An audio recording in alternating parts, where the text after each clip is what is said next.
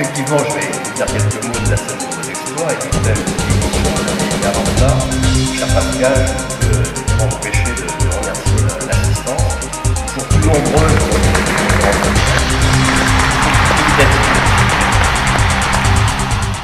Bah pour moi ça tourne. T'as un palmarès en course à pied toi? Ouais, bien sûr, je suis non. au taquet. Ah ouais? Tu vas voir ce que je vais dire. Malia Metella, vice-championne olympique en 2004 sur 50 mètres nage libre, vice-championne du monde en 2005 sur 100 mètres nage libre. Je suis Hamilton Sabot, récemment médaillé de bronze aux barres parallèles en gymnastique au dernier JO de Londres. Et mon palmarès en course à pied. Je n'aime pas courir, voilà, ma grande performance c'est que je déteste courir. Ah ben moi j'aime bien, pourtant je ne suis pas du tout coureur de longue distance, j'étais un sprinter, je peux comprendre qu'on aime ça. Et c'est ça le fait avant l'ambiance, le fait de se retrouver, et puis à la limite c'est tellement bon quand on s'arrête après un effort de plus d'une heure, parce qu'une heure c'est les meilleurs, mais même courir entre 1h30 et 2 heures pour faire 20 bornes, c'est quand même pas mal. Et là quand on s'arrête ça fait du bien quand même. Gladys aurait peut-être été championne olympique, en tout cas probablement qu'elle aurait rapporté une médaille au taekwondo français. Ça n'a pas été trop dur, Gladys, les jeux à la télé? Non, ça n'a pas été trop dur les jeux à la télé parce que moi j'y étais au jeu. Oui, mais d'accord, mais je m'entends à la télé ou... Non, bah c'est sûr qu'au début, de savoir qu'on va pas les discuter, c'est difficile. Mais après, voilà, tous les gens qui sont ici sur cette scène, ce sont mes amis, ce sont de vrais amis dans la vie. On se côtoie en dehors de nos lieux d'entraînement, donc l'INSEP. Et donc pour moi, voilà, c'était vraiment un plaisir et que d'aller les encourager et d'être là. Je pense que j'ai assisté, voilà, à pratiquement à toutes leurs compétitions, sauf bien sûr Guy, Olivier, Manon. Mais encore que Guy, en tant que membre du CEO, était à Londres, bien évidemment. Quand la dernière fois tu as couru? Ah ben c'était hier, avec Madame Brut, dans les champs. Voilà. Donc vous avez vécu les Jeux de Londres derrière le micro. Exact. Et puis vous qui avez été souvent, vous avez été aux Jeux en 2004, en 2008. En 2008, vous étiez les capitaines de l'équipe de France de natation. Donc vous connaissez bien les sportifs, le village olympique. Et j'ai une question juste pour une nageuse essentielle. Les nageurs sont-ils des cavaleurs? Oui, dans les deux sens. C'est-à-dire que dans les deux, je sais pas, moi mais pour les journalistes, ils vont comprendre. moi je me demandais si comment les nageurs et les nageuses pratiquaient beaucoup de footing. C'est ça que je voulais dire. Oui, en fait, le footing est rentré dans nos entraînements. En fait, on est en apesanteur dans la nation, forcément. Et on s'est rendu compte qu'on manquait de fer et calcium sur nos os. Pour fixer nos os, il nous fallait le contact avec le sol. Voilà, le footing est rentré plus dans nos entraînements comme la musculation. Lucie est donc championne olympique à Londres. Elle a été 3 fois championne du monde. Elle a été 4 fois championne d'Europe. Elle a remporté entre 5 et 15 fois les tournois de Paris en judo. C'est le plus beau palmarès du judo français, féminin. Parce que chez les hommes, il y en a eu d'autres, mais chez les femmes, vous êtes le plus beau palmarès. Et Lucie me disait tout à l'heure que, comme tous les judokas, à part pour perdre du poids, elle n'aime pas courir. Alors pourquoi êtes-vous l'une des marraines des 20 km?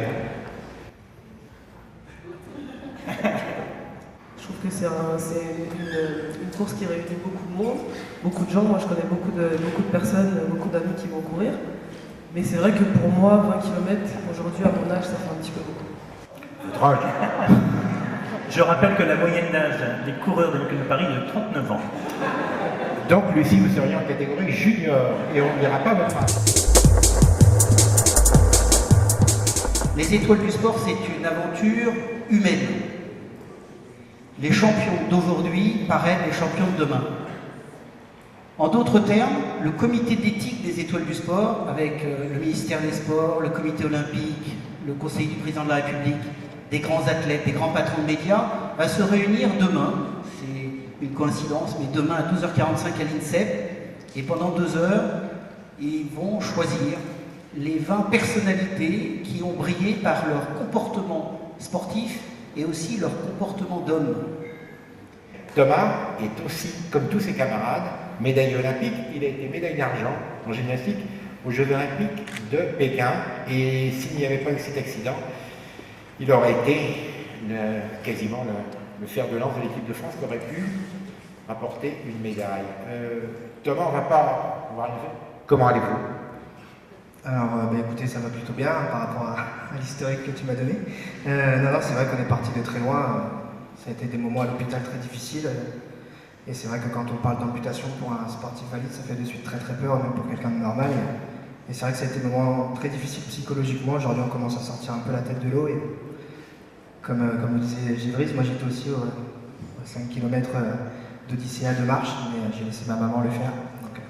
Mais je ne peux pas encore le faire, mais ça serait avec plaisir de pouvoir pas un jour reparticiper à des événements comme la course et la marche. Et c'est vrai qu'en tant que sportif, tout le monde connaissait les footings, on dit tous ouais, ça me fait chier un peu de courir, d'aller transpirer un peu. Et c'est vrai qu'aujourd'hui, quand on se retrouve avec un handicap, on se dit que pouvoir marcher et courir, c'est la chose la plus belle que nous a donnée pour nos jambes et pour travailler. Donc c'est vrai que voir les 20 km, ça fait toujours un peu peur, mais qu'est-ce que j'aurais pu donner pour pouvoir les faire. Et donc aujourd'hui, j'espère, pourquoi pas dans les mois à venir, les années à venir, pouvoir participer un jour à des événements comme celui-ci. On prend un engagement. On ne va pas t'oublier alors. Vous avez beaucoup couru et justement, la course à pied pour vous, est-ce que c'est pas désormais un projet? Alors, pour vous dire la vérité, c'est vrai qu'après les Jeux, je n'ai rien fait. Je me suis reposée et je ne voulais pas du tout entendre parler de footing. Et c'est vraiment quelque chose qu'on ne peut pas mettre de côté, notamment dans des sports à catégorie de poids. Et là, Lucie, elle ne va pas du tout me contredire, je pense. Et on essaye vraiment, en tout cas, les athlètes plus jeunes, qu'ils intègrent vraiment le footing dans leur préparation.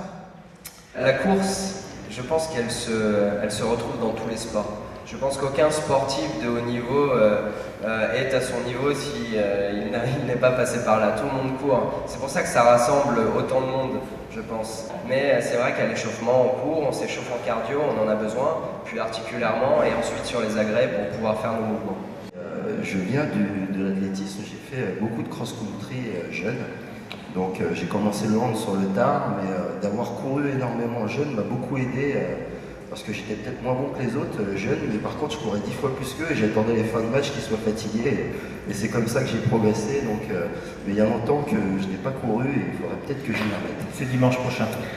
Merci.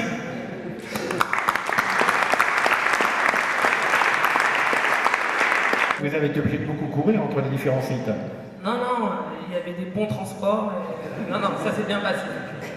Pour les gens qui sont ici, il faut que vous sachiez que Gladys, c'est probablement la grande copine de tous les sportifs français. C'est la bonne copine. C'est-à-dire que vous avez connu ça dans le cinéma. Il y a eu un acteur qui était formidable, c'était Jean-Claude Brialy, qui était le copain de tout le monde. Tout le monde aimait Jean-Claude Brialy. Je crois que dans le sport français, notamment dans le sport olympique, tout le monde aime Gladys et on la remercie d'être ici. Merci. Ah, Richard. Bonjour. Donc, Richard, c'est l'exception. C'est gentil, ça commence fort. Ils ont tous eu une médaille olympique. Tous. Voire plusieurs. J'aime bien quand il met les sportifs en valeur comme ça. Toujours très très plaisir. Richard, lui, n'est pas médaillé olympique. Mais, et de toute cette fine équipe de médaillés, le seul qui va participer dimanche prochain aux 20 km, c'est Richard Dacoury. On ne lui avait pas dit. Et plus on vieillit, vous le verrez, sauf Guy, plus on vieillit, plus on a envie de... T'as rien demandé, t'as pas la tête. Plus on se dit, bon ça, on peut repousser justement l'atteinte de l'âge et on se donne des défis. En fait, le sport est juste un prétexte pour se rencontrer et faire la fête ensemble. Dans un événement sportif, il y a toujours ce qui fait la qualité de l'événement, c'est l'ambiance. La qualité de l'organisation, les gens qui ils sont heureux de se retrouver, c'est ça l'intérêt du sport justement, c'est le fait de se retrouver. Et tout ça dans le respect des valeurs de partage et de solidarité donc, qui appartiennent aussi au mouvement olympique.